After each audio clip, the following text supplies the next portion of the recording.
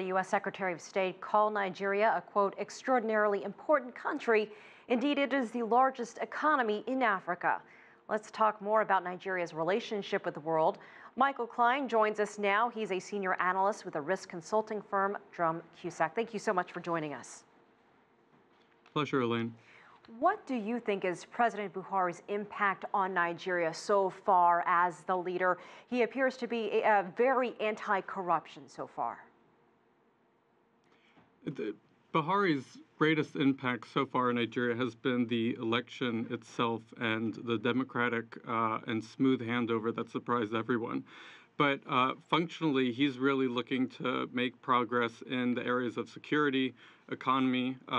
Nigeria is reeling from several crises at the base of its oil industry, and political economy, namely corruption, which was the boon to Buhari's campaign that brought him into office.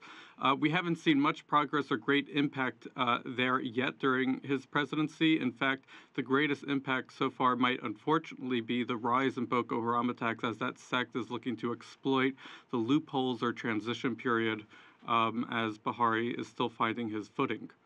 He is the first opposition candidate to defeat an incumbent. So what does that say about Nigeria's population, its voters, and how their views may have changed dramatically? And how has he been able to shed his past as a military ruler? It's a major sign of Nigeria's maturity as a democracy, how far it's come just from 1997 when multi-party elections began. Like I said, I think the greatest impact that Buhari has had so far was his election. His election did more to instill confidence and unite the country than probably anything in the past 18 years. Nigeria is an extraordinarily young country. 70% of its population is under the age of 30.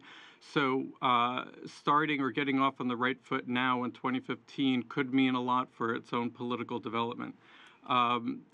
In terms of, speaking of development, Buhari's developed a lot himself, or at least he says he has. As you said, he was a military dictator in the 1980s who took power in a coup and was notorious for his own human rights abuses and clampdowns on the press.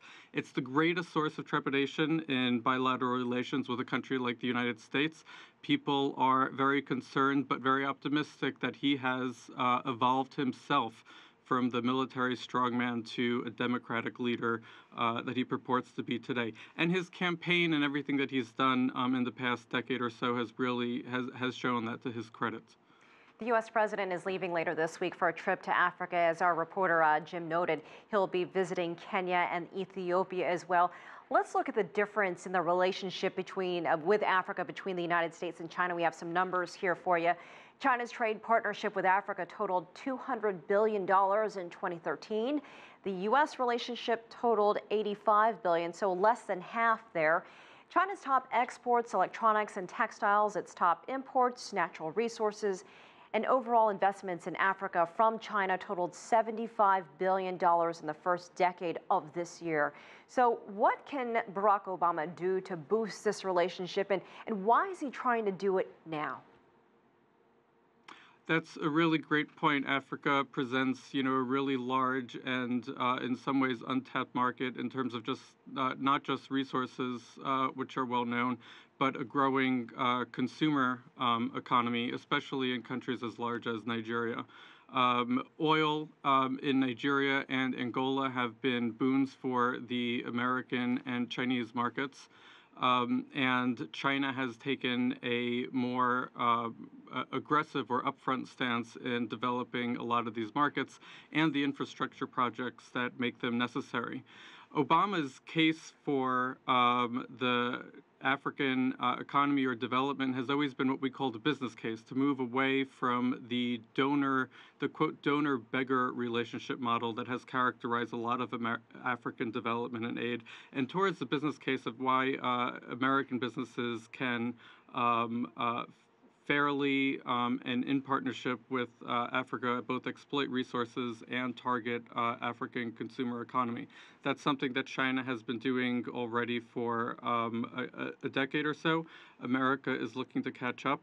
It's something that, as Obama kind of in the last 2 years of his presidency pivots towards foreign issues, which is a function of his own political expediency, working with a Congress where he can't get much done, and also the natural progression of most presidencies.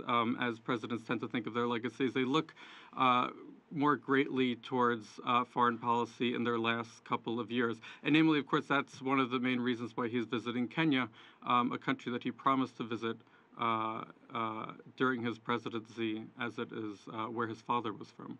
All right, Michael Clyne of Drum Cussac, thank you so much for joining us from New York City.